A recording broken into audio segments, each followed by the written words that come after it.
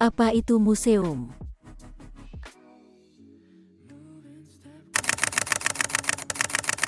Menurut KBBI, museum adalah gedung yang digunakan sebagai tempat untuk pameran tetap benda-benda yang patut mendapat perhatian umum, seperti peninggalan sejarah, seni, dan ilmu.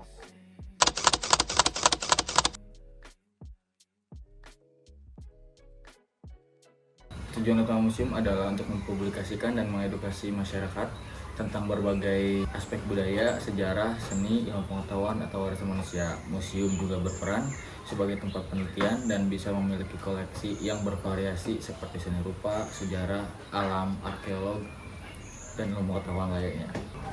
Merujuk pada data Kemendikbud yang rilis pada 11 Mei 2015, permasalahan fungsi museum di Indonesia antara lain rendahnya kesadaran dan kepedulian masyarakat terhadap museum atau apresiasi stakeholder, kurangnya perhatian pemerintah daerah terhadap pengelolaan museum, kurangnya lembaga pendidikan museum. Sampai saat ini kualitas dan kuantitas SDM permuseuman masih belum memadai karena masih terbatasnya lembaga pendidikan dan program pendidikan. Hingga saat ini hanya ada 3 universitas saja di Indonesia yang memiliki program pascasarjana museologi, yaitu Universitas Indonesia, Universitas Gadjah Mada, dan Universitas Padjadjaran. Lalu sistem pengelolaan yang masih lemah, mulai dari planning, organizing, actuating, controlling, dan evaluation.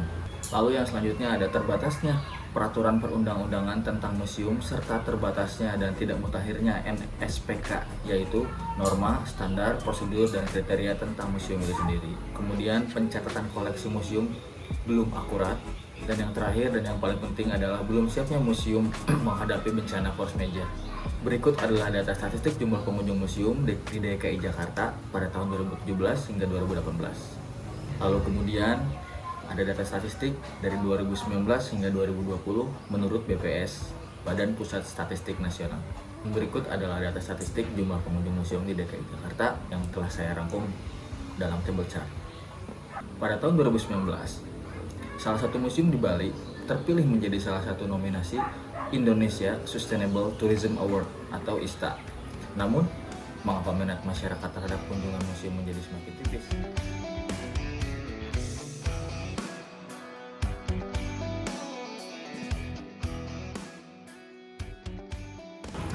Museum Louvre Paris merupakan sebuah bangunan dengan fungsi museum yang memiliki desain arsitektural kontras old and new, di mana bangunan baru berupa museum, yaitu Museum Louvre, dan gedung Istana Louvre yang memiliki kesan klasik. Pada permasalahan fungsi dan sirkulasi, Museum Louvre menggunakan kaca sebagai media penerangan pada siang hari. Museum ini juga mengembangkan akses ke galeri yang terletak pada ketiga sisi bangunan tersebut. Dari segi desain bangunan, museum tersebut menggunakan baja sebagai struktur utama, lalu terdapat kaca sebagai penutup utama, dan penggunaan beton sebagai struktur utama pada basement. Menurut regulasi rencana tata ruang wilayah Kota Bandung 2022 hingga 2042 yang kita rangkum meliputi KDB maksimal 60%, KDH minimal 20%, KLB skala kota 4,8, KLB skala wilayah yaitu 2,4.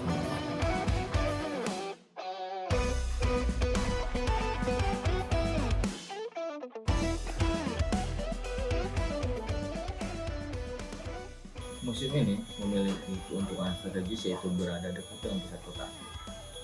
Sisi timur side berada pada bagian belakang bangunan, sedangkan sisi barat side berada pada fasad bangunan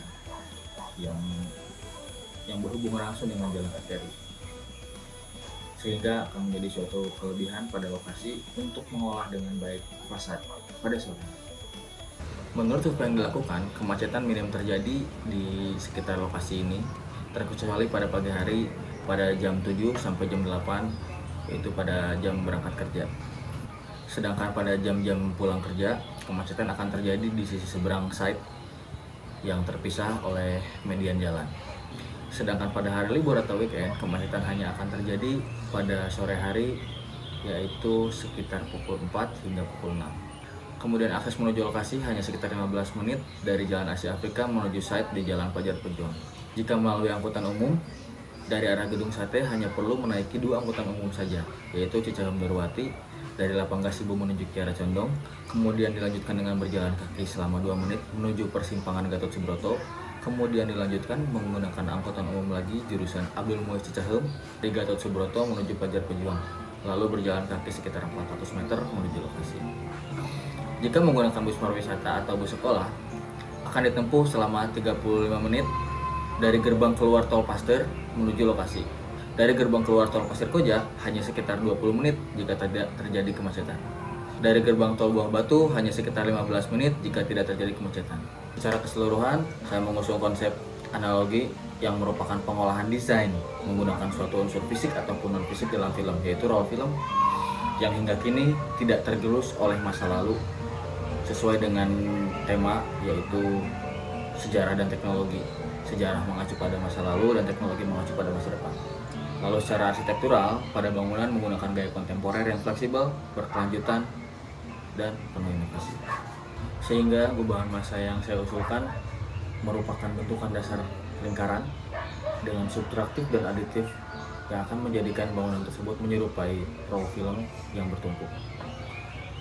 Sekian dari saya, terima kasih.